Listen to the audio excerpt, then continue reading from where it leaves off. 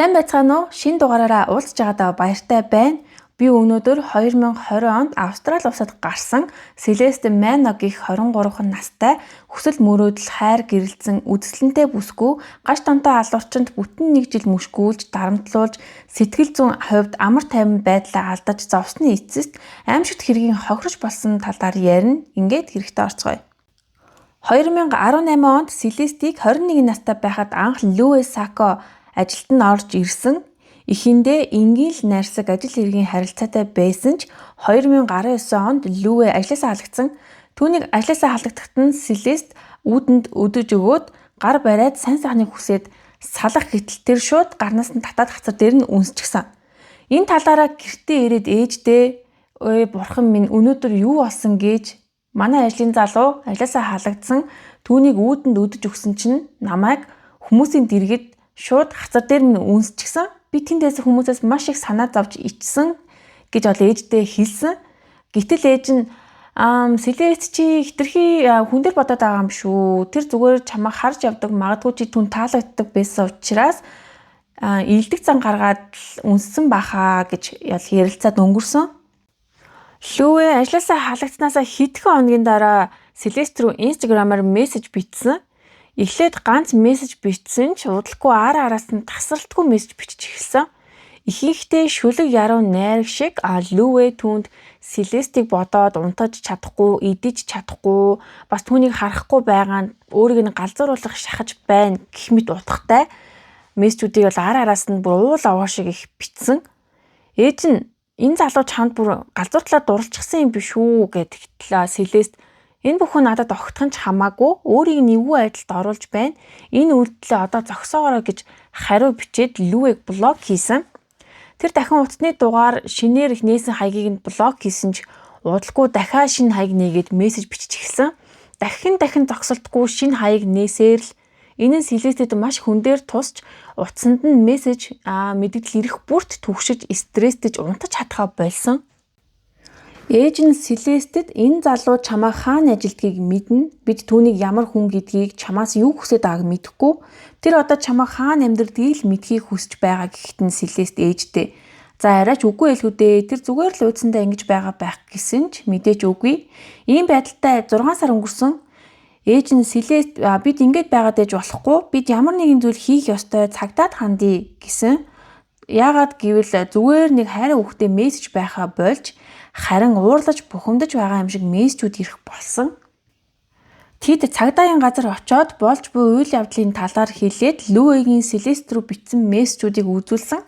Цагдаагийнхан "Энийг гэмт хэрэг гэж авч үзэхэд бол арай л биш байна. Бид нар хүн болгоны сошиал хэрэглэлийг хэн чадахгүй. Сошиалыг хүн болгон л хэрэглэдэг. Тийм учраас та нар зүгээр л энд нь ямар ч битгий хариу өг. Тэгэл явандаа болчих байхаа" гэд юусоо огт авч хилцээгүй. Louis-г дуудаж уулзаагүй. Энэ үйлдэлийг нь таслан зогсоох ямар ч үйлдэл хийгээгүй. Дараагийн 6 сард байдал уламд орцсон. Тэр Celeste-ийн ажлын гадах зогсоолд үе харагдах болж ажлаад харахад нь араас нь сэм дагаж хаана амьдрдгийг нь мэдэж аваад сүүлдээ Instagram руу sexing утга агуулгатай түүнтэй юу хийхийг хүсэж байгаа талаараа бараг л бэлгийн харьцаанд орж байхдаа юу төсөөлж бодож байгаа гэх мэт ерөөсөө сонин мессежүүд бүр бичих болсон. Маш бүдүүлэг муухай өгөхтэй мессежүүд байсан. Ээж нь уншаад бүр шоконд орсон. Амьдралдаа хизээж ийм мессежүүд уншиж байсангүй гэд. Ээж охин хоёр дахиад цагдаагийн газарт очсон. Энэ удаа цагдаагийн ажилтан гэмт хэргийн шинжтэй гэж үзэн хэргийг бүртгэж авсан. Цагдаа ээж охин хоёроос "Өмнө нь энэ талаар мэдэгдсэн үү" гэж асуусан. Ээж нь жоохон уурлангуй "Тийм ээ, 6 сарын өмнө ирсэн. Та нар хүлээж аваагүй гэхэд бидний зарим нь ажлаа дутуу хийсэн бололтой.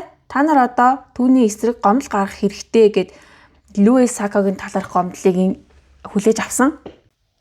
Гомдлын дагуу Louis-д Celeste-с хол байх сануулга гаргасан ч охины ээжийнхэн санаа амраагүй. Охиндоо "Энэ бол зүгээр л нэг цаас гэдгийг санаж болгоомжтой сэрэмжтэй байх хэрэгтэй. Тэр ингээд зүгээр ч бүр мөсөн алга болчихгүй байх шүү" гэж сануулж хэлсэн. 1 сар өнгөрсний дараа тэр дахин гарч ирж Celeste-ийн Instagram руу дахин 3 утас захиа явуулсан. Тухайн захиа нь "Celeste чи намайг үл тоомсорлож байгаа чинь миний зүрхийг өдөр бүр зүсэж байна. Би чамайг хайрлах гэж хичээсэн. Харин чи намайг юу ч биш болгож орхисон. Хүн болгон намайг шоолж байгаа юм шиг санагддаг. Чи миний бүх зүйл байсан. Чи намайг хаяснаас хойш би хинт биш болчихлоо. Чи намайг ойлгохгүй байна. Чамайг өөр хүнтэй ярьж инээж байгаа гэж бодохоор би галзуурах шахаж байна. Би өөрийгөө чиний нэг хэсэг болно гэж итгэж байсан чи намайг гудамжинд нохоо шиг хайчихлаа. Инглигээд би чамайг мартахгүй, чамайг орхихгүй, чамд ямар хэрэгтэй хүн гэдгээ нэг өдөр ойлголно гэж бичсэн байсан. Селест үүнд нь огтхон ч хариу бичээгүй. Гэтэл чи над руу хизээч хариу бичдэггүй. Би өдөр бүр бичиж, өдөр бүр чамайг харж байна. Гэтэл чи намайг байхгүй мэт аашилж шудраг биш байна. Чи намайг хүн гэж тоохгүй байгаа чинь намайг улам их уурлуулж байна. Би чамд бүхнээ зориулсан, чиний төлөө юу ч хийхэд бэлэн байсан. Харин чи намайг гутааж, доош нь хийсэн, шоолсон, ашигласан. Чи намайг голсон. Би чамайг мартахгүй. Чи намайг орхисон ч гэсэн би чиний хэвээр. Чи хизээч надгүйгээр амьдрахгүй гэж бичсэн байсан. За 3 дахь захианд бүр илүү уур хилэн занал хийллээр дүүрэн байсан. Селест чи намайг тоглоом шиг ашиглаж хайчихлаа. Чи намайг ингэж зовоосныхаа төлөө харамсах өдөр ирнэ. Би чамайг хизээч зүгээр өнгөрөөхгүй. Чамайг өөр хүнтэй байхыг чинь харж намайг огт хүн гэж авч хилцэхгүй байгаад чинь дотроосоо шатаж байна. Чи миний бүх зүйл байсан. Чи намайг орхиж чадна гэж бодож байна уу? Үгүй. Чи минийх. Хэрэв чи намайг хизээч тоохгүй бол би чамд хүчээрч болов сануулах болно. Намайг үл тоосон бүх өдөр бүх мөчийг чи төлөх болно. Чамайг өөрийн болгохтол би бууж өгөхгүй. Чи минийх байсан. Цаастаач минийх хэвээр байна. Үүнийг одоо зөвхөн чи л дуусгах чадна. Селест гомдлоо буцааж авч намайг чамайг мөрдөж танхаарсан гэж буруутгаж байгаа дэмий зүйлээ одоо зогсоо. Хэрвээ чи зөв сонголт хийж чадвал бид хамтдаа цааш явж амар амгалан байж чадна гэсэн мессеж байсан. Түүний мессежийг уншаад Лүвэ айгаад дахиж ийм үйлдэл хийхгүй байгаасаа гэж найдаж байсан талаар болж тэд цагдаагийн газрын тушаалыг зөрчичлөө. Тушаал зөрчсөн учраас цагдаагаас Лүвэд эрүү үсгэж хорч магадгүй тэгвэл энэ бүхэн ингээд дууслаа гэж бодож байсан. Энэ үедээ Селест найз залуутай тэд гадуур болцож явж байгаад хамтдаа ад жаргалтай байгаа зураг Селест Инстаграмдаа постлсон нь бүтэн 1 жилийн турш түүнийг мөшгөж байсан Лүвэ Сейког маш их бухимдуулсан. 2020 оны 11 сарын 16-нд Инстаграмдаа найз залуутайгаа авсан зураг хийсэн өдрийнхөө шөнө Селест ээжтэйгээ гэртээ байсан. За ээж нь охиндоо сайхан амраарай гэж хэлэхээр очсон. Өрөөнөөс нь гарахтаа гэрлийг нь унтраах уу гэж асуухад би өөрөө хэсэг байж байгаад унтнаа. Баярлаа. Хайртай шүү ээжээ гэж хэлээд үлдсэн. Шөнийн 4 цагийн орчимд Селестийг нууцаар мөрдөж яг аль байшинд аль өрөөнд унтдгийг нь мэдчихсэн байсан Лүвэ хутаг алх хоёр байрж очоод Селестийн өрөөнийхний цонхыг хагалж ороод түүнд халтсан. Селестийн ээж шүүн унтаж байгаад хүмүүсийн тэмцэлдэж орлого чимээнээр гинт цочиж сэрээд охиныхоо өрөө рүү гүйсэн. Селест юу асан бэ гэж гүйж байхдаа өөрийгөө шилэн дээр зогсож байгааг анзаарсан. Охиныхоо өрөөнд ороход битүү цус асгарчихсан. Ээж нь охиноо дуудаж дахин орилож түүнийг татсаал охин минь гуй битгий үхэж сэрээч намайг битгий орхиож гэж уйлсаар түргэн тусламж дуудан цагдаа түргэн хэдхэн минутанд ирсэн ч Селестийг аврах боломжгүй аль хэдийнэ нас барсан байсан. Цагдаа нарыг ирэхэд өрөө цуснд будагдсан хэрэгтэн аль хэдийнэ зугтсан. Хэргийн газраас цусны ул мөр орон дээр болон өрөөний ойролцоо тэмцэлсэн шинж тэмдэг хаалганы түгжээ эвдэрсэн хүчрэглэн орсон шинж тэмдэгтэй хэрэгтний гээсэн бэли болон хувцсны хэсгүүд олдсон. Цагдаа нар хамгийн түрүүнд Селестийг айлгаж сүрдүүлж дагаж мөшгөж захиа явуулж исэн Лүвэ Сейког гол сэжигнэр татсан. Лүвэгийн автомашин хувцас цахим хаяудаас нэмэлт нотлох баримтыг цуглуулж өмсч авсан хувцснаас нь цусны толгой бэлэрч ДНХ шинжилгээгээр Селест их болох нь батлагдсан.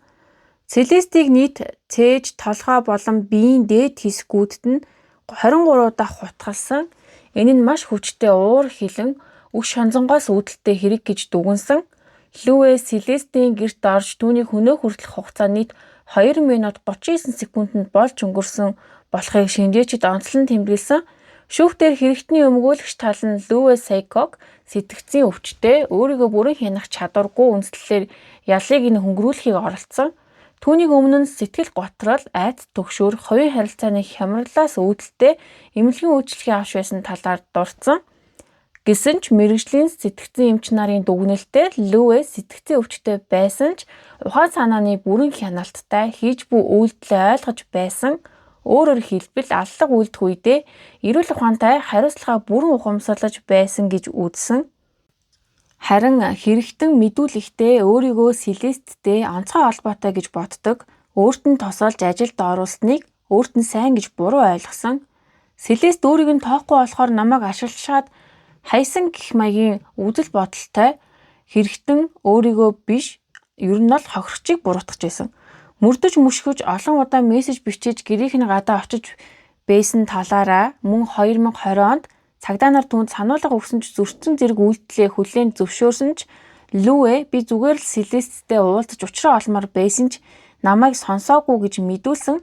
Эхэндээ тэр алгын талаар үгүйсгсэн ч сүүлд нь хүлээн зөвшөөрөхдөө би өөрийгөө хянаж чадаагүй, урьдчилал төлөвлөөгүй, тухайн мөвчөд гинэт болсон үйл явдал гэж тайлбарласан ч шүүх энэ мэдүүлгийг ницааж урьдчилж бэлтгэсэн шилэн алах утга авч явж шүн гертэн нэвтэрж орсон нь урьдчилсан төлөвлөсөн аллах гэж үзсэн. Лүвэ өөрийгөө сэтгэл готрол айц түгшүүртэй байсан гэж өмгөөлсөн ч сэтгцийн онцлогооны үед түүнд нарциссист болон параноид зан үлийн эмгэгтэй гэж дүгнсэн.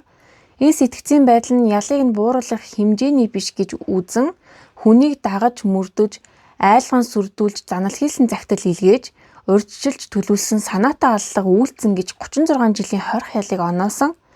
Гэр бүлийнхэн нь тэр дунд ялангуяа ээж нь энэ шийдвэрийг эсэргүүцэж бүх насаар нь хорих ял өгөхийг шаардаж жагсаал зохион байгуулж Виктория мужийн засгийн газрын ордноос дээд шүүх хүртэл дуу хоолойгоо нэгтгэж шудраг ёсыг шаардаж явсан. Жагсаалын зам дээр 23 ширхэг Харли Дэвидсон мотоцикл зогсоно нь Селестийг 23 настай байсныг илэрхийлж байсан нь олон хүмүүсийн сэтгэлийг эмзэглүүлсэн. Хүн амны хэрэгтэнгүүд бүх насаараа хоригдох ёстой гэсэн гарын үсэг цуглуулах аян өрнүүлэн 2024 оны 3 сар гэхэд 8,000 гарын үсэг цугласан ч дээд шүүхээс дав заалдах хүсэлтийг нь хүлээж аваагүй. Энэ хэрэг цаашид хэрхэн үргэлжлэх нь одоогоор тодорхойгүй байгаа. Хэрвээ ямар нэгэн нэмэлт шинэ мэдээлэл гарч ирвэл би энэ бичлэгнийхаа доор комментээр оруулна. Өнөөдрийн бичлэгийг маань энэ хүртэл сонссон та нартай маш их баярлалаа. Дараагийн дугаараар дахин уулзтлаа түр баяртай.